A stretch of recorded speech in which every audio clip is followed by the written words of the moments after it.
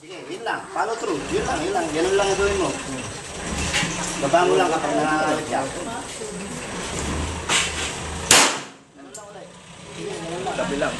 Ngayon, kung inaakala mo yan na yung kuan mo, sunod-sunodin mo.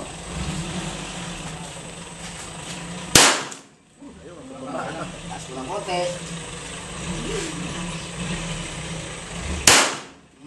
Kalabit yun. Yung kalabit mo yun, binigla mo yung anticipate. Huwag mong anticipate. Tumayo ano. Ang kalabit is magiging.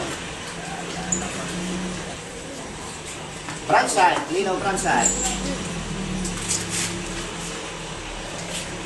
Pwede na po kayo sa bahama. Yung, ganun lang.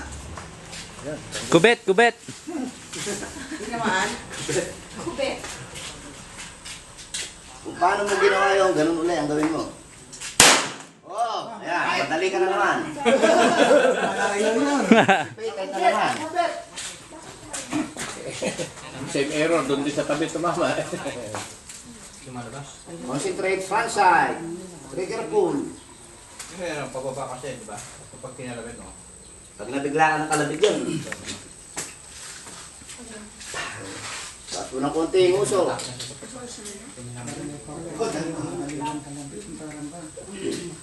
Si Don, yan na, permission na ano eh. Ang grip eh. Yung, ganun lang. Huwag mo nang iginala niya, ilalayo. Ayan, ayan. Oo. Diretso mo siya rin. Dalawang sunod.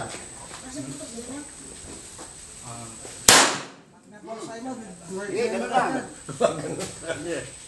Ulitin mo ulit yun. Pag nakuha mo na yun, yun na. Ganun lang ulit. Oo, Basta nakaganyan lang. Basta nakasaharap lang lagi ang barel. Nakaharap pa rin doon. Hindi pwede nakababa. Yan lang. Ando pa rin, meron pa yan. Ratratin mo na. Busin mo na. Ayan. Sige. Ayan. Sige. Ano daw? Ano daw? Tanggal mo yung magazine. Release magazine. Pagkasing mo na. Clear. Tingnan mo kung malinis na. Wala na pala.